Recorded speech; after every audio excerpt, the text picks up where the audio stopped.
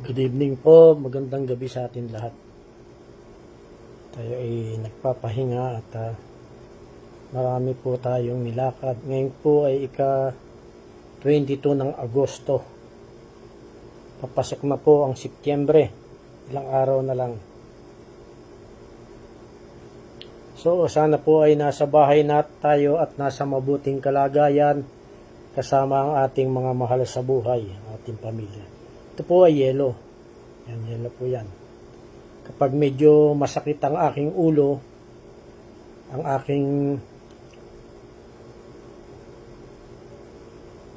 pangtanggal ng sakit ng ulo ay yelo. Yan po. Ganyan lang, dampi-dampi lang. Yan. Ito. Sa gabi po, yan ang pampatulog ko eh. Yelo po.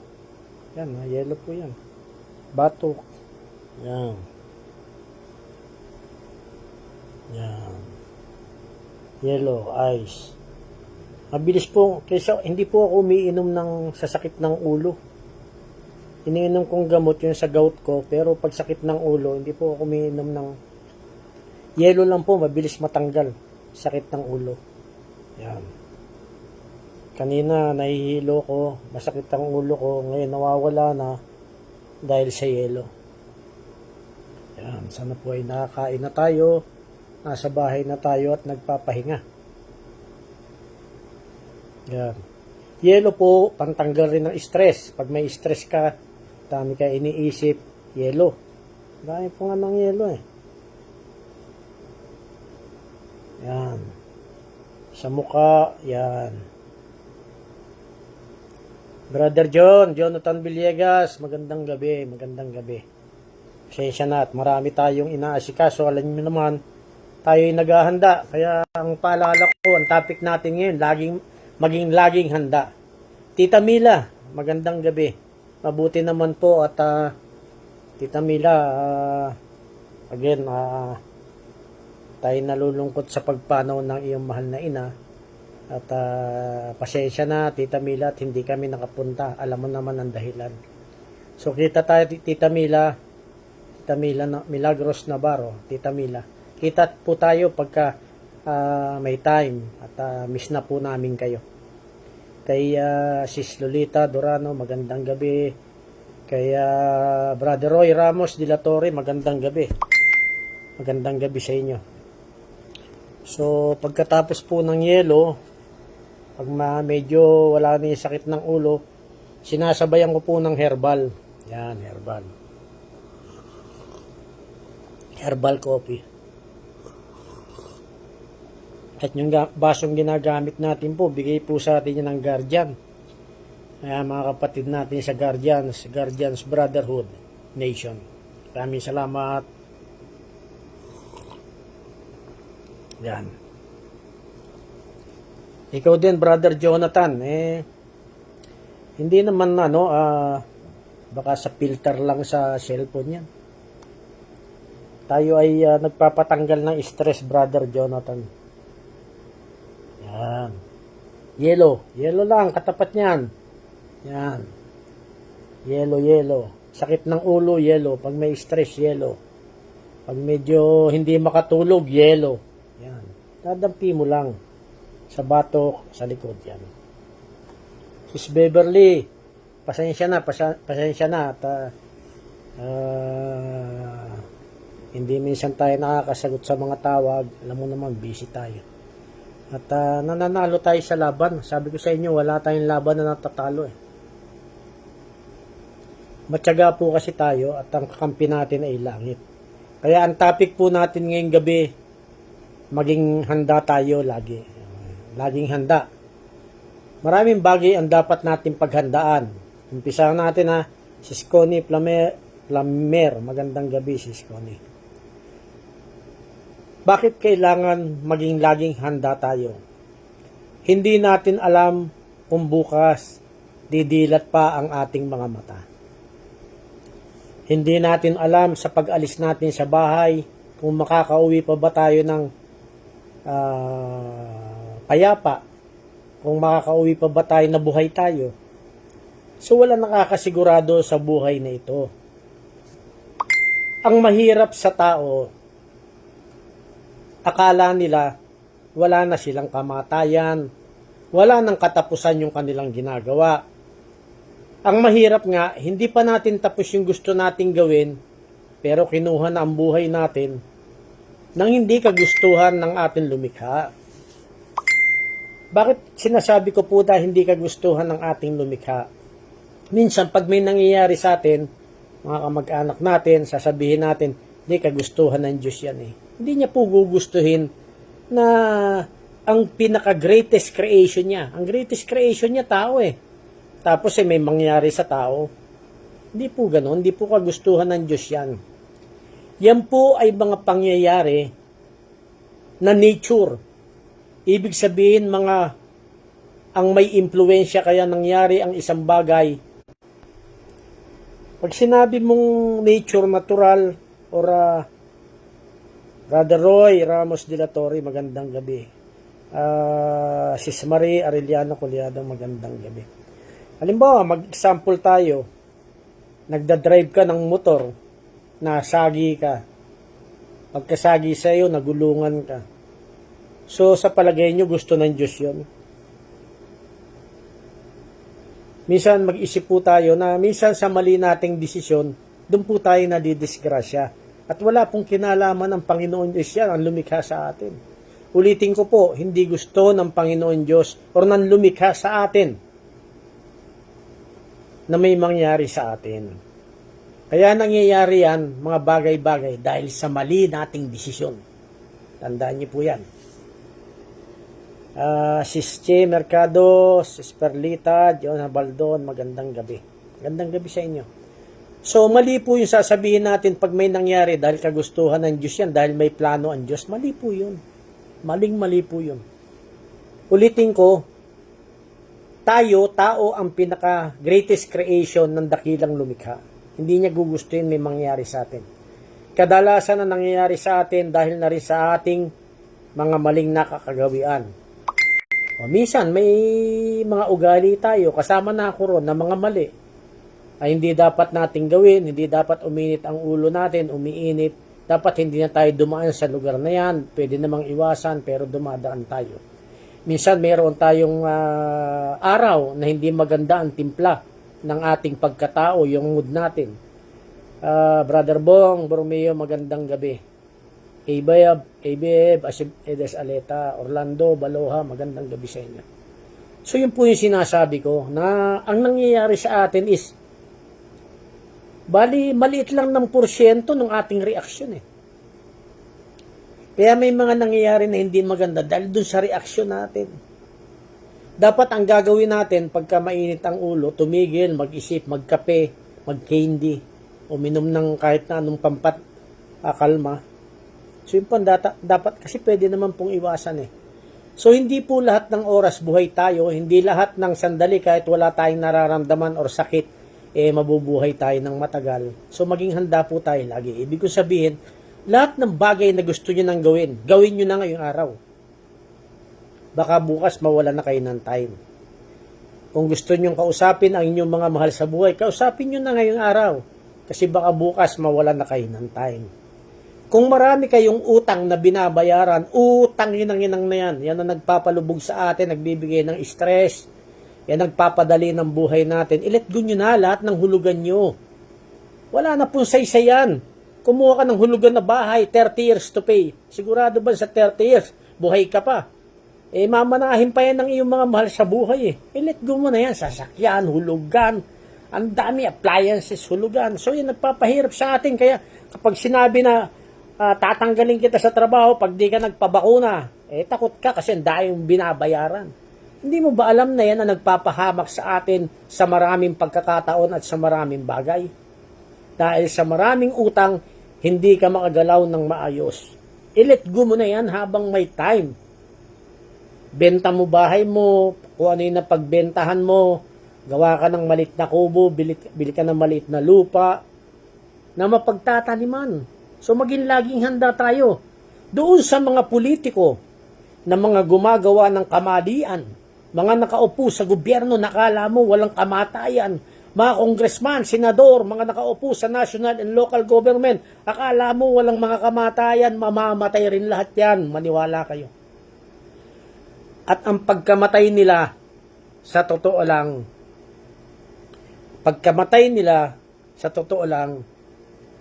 ay dahilan ng kanilang kasakiman. May nag-message dito, Cindy Unla, kay maniwala dyan, budol di umano, base kay Link Channel. O, doon ka kay Link Channel. Ba't ka nanonood sa akin? Ba't ka nandito? Naniniwala ka doon Tsaka, tigilan nyo na ako. Yung mga budol-budol Kung alam nyo na may kaso or what, mayroon tayong husgado. Doon kayo magreklamo, maghabla. Huwag yan sa social media. Tayo ba ay merong siniraan? Tayo ba ay merong kahit na yung mga naninira sa atin, mahal natin lahat yan. Kasi pag pinatulan natin ang basura, mas matindi pa tayo sa basura. O Cindy Unla, good luck sa'yo. Bakit doon ka naman wag dito? At nandito ka? So, dapat di ko na binanggit yan Nabasa ko lang Hayaan na natin. Ans Badjaw, Anski, magandang gabi sis, Brother Henry, Fernan Villados. Yan. Hindi naman nila alam ang istorya, nakikisaw. Pagka may sinabi yung kabila, maniniwala. Yan ang mga taong walang bait sa sarili. Hindi naman nila alam yung totoong istorya. Makinig kayo doon kay Bob Reyes. Sinabi ni Brother Bob, doon kayo makinig. Kung ano yung nangyari kay Lynn Agno. Dahil sa kasakiman nila. Ayan. Ayoko na, pag-usapan sana yan nabanggit lang ni kaibigan So, diretso tayo. Lagi tayong maging handa at ang galit, tanggalin natin sa ating dibdib. Yung mga nagkakasala sa atin, naninira sa atin, hayaan na natin yan. Karapatan nila yan Yan, bre, halika. So, pasensya na kayo at nawawala yung signal.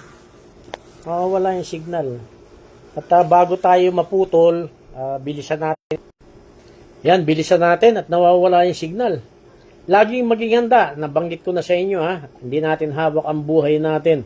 Maaaring bukas, hindi yan tayo magising. Maaaring bukas, may mangyari. Sana naman wag. Mag-iingat tayo lagi. Kaya yung galit sa dibdib, tanggalin natin yan. Lalo tayong papangit yan. Pag yung mga naninira sa atin, dinidibdib mo, dagdag stress lang. Tawanan lang natin yan. Alam ng Panginoon Diyos kung ano yung nasa puso natin. Alam ng dakilang lumikha kung ano yung nasa puso natin. Siya lang nakakaalam. At sapat na sa atin yun. So, Simo Buhit Banting, magandang gabi. So, direkta na tayo. Marami nagme-message sa atin sa Mariosip. Natatakot pa ba kayo dyan sa monkeypox na yan? So, hindi na tayo nakagraduate dyan. Lahat po ng lumalabas na sakit ngayon, galing dun sa tuklaw. Ulitin ko, lahat ng lumalabas na sakit ngayon, galing sa tuklaw, hindi galing kung saan yan. Pwede silang mag-create ng lupus, pwede silang mag-create ng any autoimmune disorder, pwede silang mag-create ng monkeypox, pwede silang mag-create ng keto, pwede silang leprosy, maging leper tayo, magkaroon ng mga sakit sa balat, pahinain yung ating immune system. Marami, pwedeng gawin nila. At yan ay kombinasyon ng teknolohiya, at yung mga tuklaw na ibinigay nila sa tao. Nakaplano na yan Alam nila kung kailan lalabas yan. Pag trigger yan ng technology, lalabas sa katawan yan ng mga natuklaw. At yan ang maglalabas. Hindi pa ba tayo nakagraduate yan? Tapos sasabihin nyo, delikado tayo, takot tayo. Pag naniwala kayo at hindi nyo inassert yung karapatan ninyo, mananatili kayong takot habang buhay. Sa totoo lang. Maraming doktor dyan. I-empower natin yung CDCPH. Andyan sila Dr. Homer Lim, Dr. Villa. Empower natin. Sabihin natin, mas naniniwala kami sa CDCPH Doon sa mga doktor, mas naniniwala kami sa integrative doctors. Mga naniniwala kami sa mga herbalist. O diyan kami, hindi kami naniniwala dyan sa DOH, Health Organization na yan.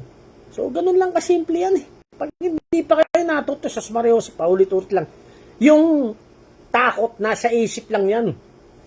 So, sasabihin nyo, mas masagwa yung susunod kaysa nakaraang pandemic na yan.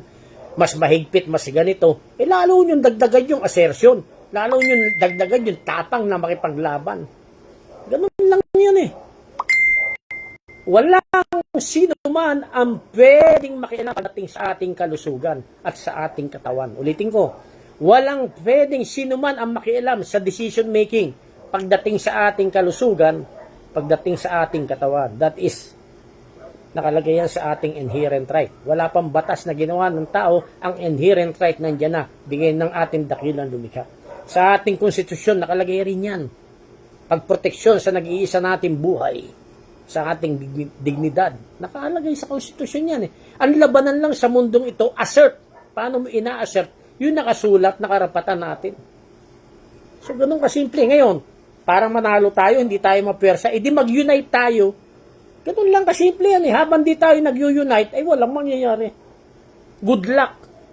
Abang maraming naninira sa bawat isa, hindi tayo mananalo. Good luck. Pero pag tinanggal nyo na yung inggit, tinanggal nyo na yung pag-iisip ng masama sa kapwa, pag tinanggal nyo na yung pinagmulan yan, iisa lang eh. Inggit talaga eh. Yan ang pinagmulan. Pride. Yan ang pinagmulan.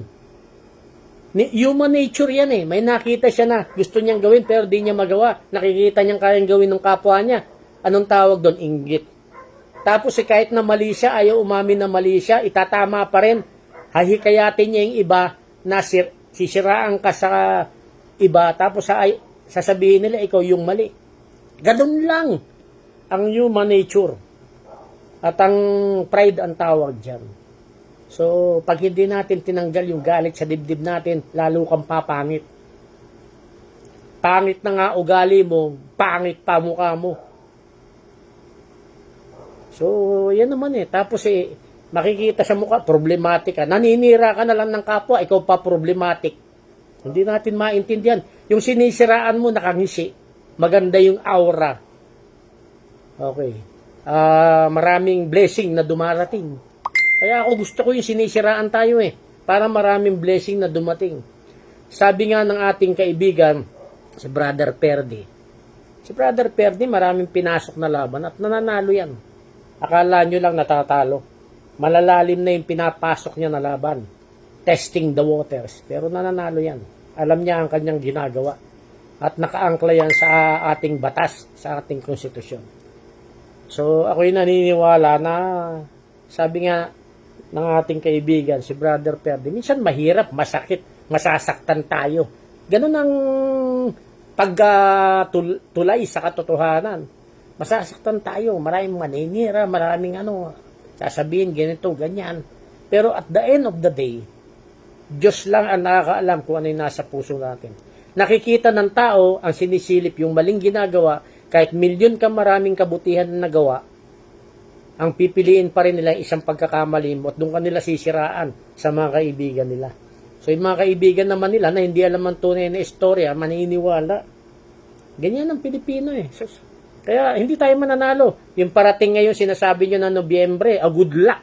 Kapag ka naninira pa rin kayo ng kapwa, pag hindi nyo tinanggal yung galit sa dibdib nyo, hindi tayo nag-unite, hindi tayo naghanda, hindi tayo laging handa. Paano ka magiging handa? Hindi naman tayo united. So good luck. Marami na naman mawawala ng trabaho, marami mamumblema, maraming mapipilitan na magpatuklaw. Yan na naman, parto lang yan eh. So, ako sawan-sawa na dyan. Kahit marami pang pumunta rito sa bahay na sasabihin, persahan ka dito, leche kayo. Ituro ko pa sa inyo yan eh. At magdi-declare tayo. Ang ganito, pag nag-declare sila na another pandemic, another bakunahan, magdi-declare tayo. Ang di-declare natin, patayan na tayong lahat. Isa-isa namin kayong pipitasin. Maniwala kayo. Susungkitin namin kayo. Sungkitin namin mga pet nyo. Tayo po ay handang-handa na. Tayo po ay hindi na takot mamatay. Mamamatay rin lang tayo. Magandang ilaban na natin lahat. Halika rito, Tyler. Tyler, halika. Dito yung apo ko eh. Tyler, halika. Dito, upo ka rito. Upo ka rito, halika rito. O sige, dito kuya. Halika rito. Dito, halika. Halika. Laro. Kiss mo si Dada. Kiss mo Dada. Kiss Dada. Tabing. Sige. Puputulin ko na yung kamay ko ha, kasi masakit ha. Putol ko na yung kamay ko. Ayaw. Bakit ayaw mong putol kamay ni Dada? Baby Dada. Love ni Bre si Dada. O sige, love mo nga ako. Love mo, Dada. Dito tayo tabi. O tabi tayo ngayon, dito ka tutulog. Opo.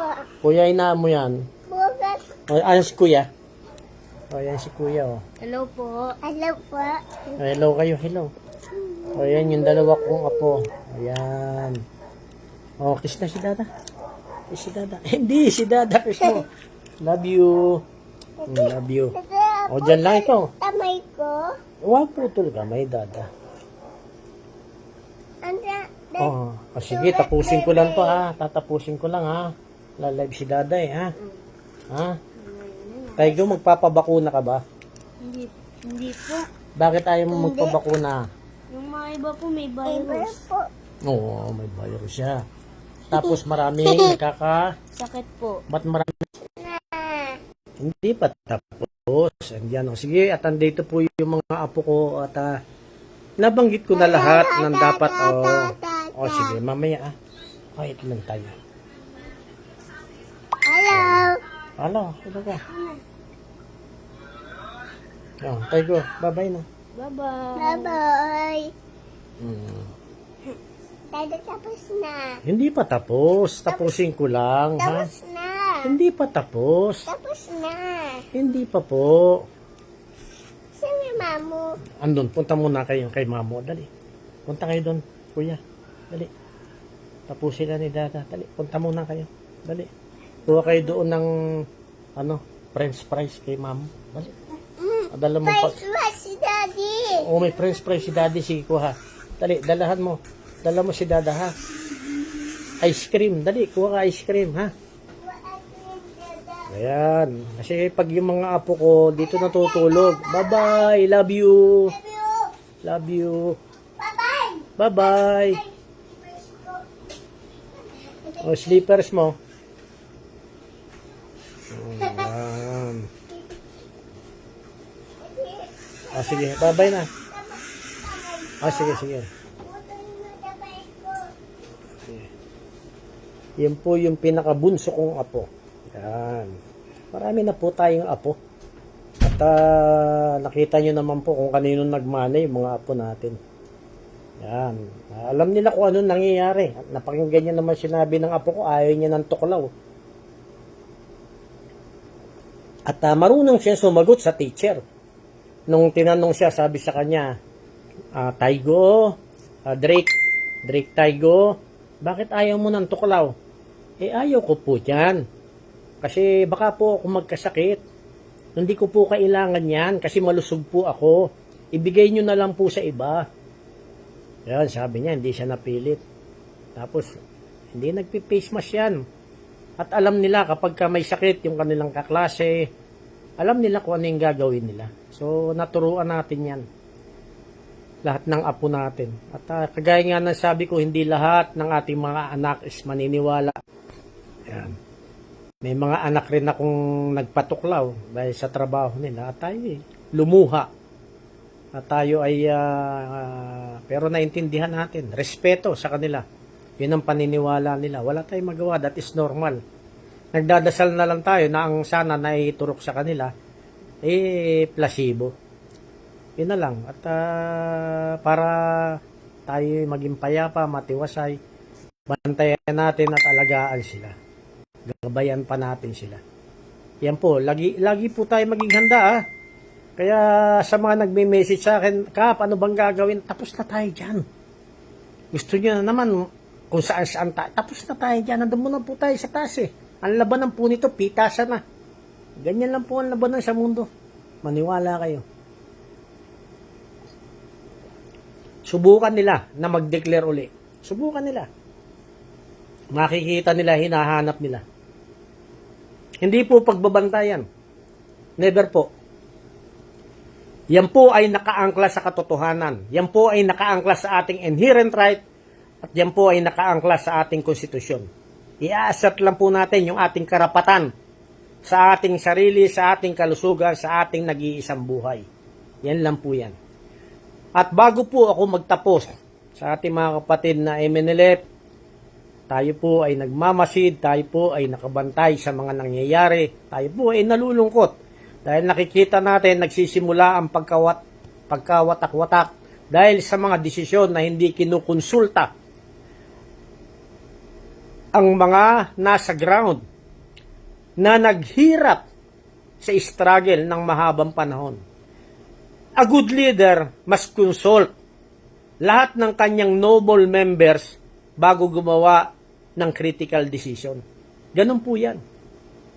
Wala pong leader, kahit presidente ng bansa, kung maaapektuhan ay ang taong bayan, kailangan konsultahin mo ang taong bayan, hindi yung nakapaligid sa'yo. Dahil sila ang direktang maaapektuhan ng iyong gagawing critical na decision. Kahit po presidente, kailangan kumonsulta. Hindi po pwedeng, wala pong instant, hindi po pwedeng mag-instant decision kayo. Inupo kayo ng taong bayan, tapos gagawa kayo ng instant decision. Kaya bakit sila nakakagawa ng ganyan? Kasi hinahayaan ng taong bayan eh. Sus Mariosep. Mga military, it's about time, magising na kayo. Sa nangyayari sa bansa natin, sa totoo. Baka maunahan kayo ng taong bayan. Uulitin ko, mga noble military, kapatid nating military. Mag-isip na kayo kung anong dapat gawin sa bansa natin. Hindi yung i-take over ang gobyerno, hindi yung mag-create ng gulo, hindi yung mag-create ng civil war or civil unrest, hindi po ganoon. Pwede nyo pong kausapin ng Pangulo eh. Sabihin nyo, Pangulo, ito yung nakikita, naririnig namin at alam namin gusto ng taong bayan. Baka pwede naman kausapin mo sila. Hindi lang yung mga nakapaligid sa'yo. Ganun po ang military. Manindigan po kayo. Sayang yung mga estrelya nasa balikat nyo. Sa totoo lang. Kayo'y sunod-sunuran sa mga maling utos. Kayo ay nilalamo ng maling sistema. Manindigan po kayo. Yung pinanumpaan nyo po ay proteksyonan ang buhay ng bawat mamamayang Pilipino at ang estado ng bansa natin. Wala pong nakasad sa konstitusyon ng poprotektuhan nyo lang yung mga nakaupo sa gobyerno, mga politiko at presidente. Wala pong ganyan. At bago po ako magtapos, ito po napakahalagang issue po nito. Regarding po ito kay BP Sara. Si BP Sara, hindi ko po binoto yan. Si BBM, hindi ko rin po binoto yan. Alam nyo naman ang binoto ko, si Dr. Attorney Joey Montemayor. So, sa atin po, bakit ko nabanggit nung kay BP Sara? Kasi siya ay ginamit. Yung mga Marcos, bago mag-eleksyon, pumunta po ng Davao yan, kung di ako nagkakamali. At nung pumunta sila sa Davao, para silang mga pinitpit na luya. Nakayuko, tiklop kamay, nakikiusap kay BP Sara.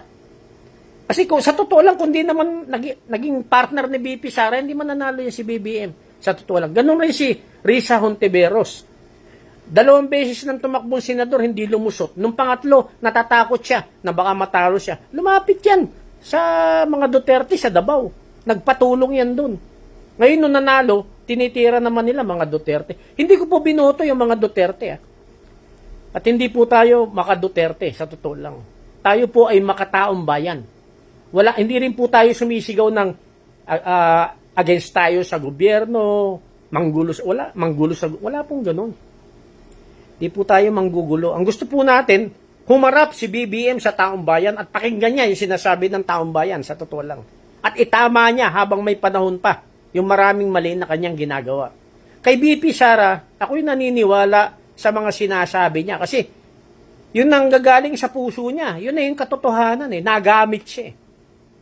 Nagamit siya at hindi siya natatakot na mawala sa pagka-vice presidente. Pagiging mayor lang, okay na sa kanya. Graduate na siya ron eh. So anong mawawala sa isang tao na hindi takot mawala yung posisyon niya sa ngayon? Ganun po si BP Sara. Ang nakikita ko. Yan po ay sarili kong pananaw. Maaring mali ako, maaring tama. Ulitin ko po, hindi ako Duterte. Ako'y makataong bayan. At sinasabi ko, bakit alanganin ako na umupo si BP Sara as president? Kasi pag umupo siyang presidente at nagkaroon ng second pandemic, baka sundan niya yung ginawa ng tatay niya na hindi nila nakontrol ang DOH. Sunod-sunuran lang sila. Yun ang kinakatakot ko. Tapatan po yan. O baka maging mas masagwa pa. Pero kung maninindigan si BP Sara sa ngayon, na hindi niya papaniwalaan yung World Health Organization, hindi siya maniniwala sa DOH, at ang papaniwalaan niya yung mga noble doctors natin na nagsasabi na hindi kailangan ng tao ang alinmang bakuna, ayan, maniniwala tayo kay BP Sara. Dahil yan ang priority na dapat niyang gawin. So yun po ang stand natin. Tayo po ay para sa taong bayan. Tandaan niyo po yan. Graduate na tayo sa mga politika. Hindi solusyon na pababain mo ang isang presidente, iupo mo ang isa at gagamitin nyo taong bayan. Mas maganda, itama na nang nakaupo ngayon yung ginagawa niyang mali, pakinggan niya ang taong bayan. Itama niya. Hindi na po ako sisinghot. Itatama ko na po ang maraming mali na ginagawa ng aming pamilya. Susundin ko po ang taong bayan. Ayan, baka mahalin pa siya uli ng taong bayan. Baka yung tatay niya na nakalibing na, matuwa. Dahil alam ko, nagpuputok ngayon ng kalooban ng kanyang tatay. Bakit? Imbis na ibangon niya yung sinirang pangalan ng tatay niya, pinapanindigan niya na ganun nga talaga yung pamilya nila. Ayan po sa totoo lang, yung mga pinsan niya, mga Romualdez, Mareose, pare-parehas yan. At sa susunod na eleksyon, yung mga senatoriable ng administrasyon, basahin niyo pangalan sila rin. Kung bakit tayo lugmok ngayon, dahil sila yung mga nakaraang senador. Ngayon tatakbo na naman. Sus Maria Josep, yung nakaupo ngayon mga senador. Ang bago lang dyan, si Rapi Tulfo at saka si Robin Padilla. Pero hindi sila makalaban ng persahan. Bakit? Dalawa lang sila. At ang natatakot tayo, baka kinain na rin sila ng sistema. Ang sistema, attack and collect. Atake pagka nasuhulan, tatahimik na. Yan ang kinakatakot natin. Maraming mali tayo, maraming tama, bahala na kayong humusga. Basta yung sa atin, sarili nating pananaw yan, sarili nating pag-aanalisa. At kung hindi maninindigan ang military, katuwang ang taong bayan, na nakaangkla sa ating inherent right na bigay ng ating dakilang lumikha, at nakaangkla sa ating konstitusyon na hindi gusto natin ng internal chaos sa bansa natin. Hindi natin gusto ng takeover, hindi natin gusto ng siso. Pababain ng isa, po ang isa. Tapos na tayo dyan, graduate na tayo. Ang gusto natin, iangat ang taong bayan. Makinig ang presidente sa taong bayan. Makinig si BP presidente sa taong bayan. Ito ang gusto ng taong bayan. Ito ang gustong mangyari. Yan, baka manalo pa si BP Sara bilang presidente.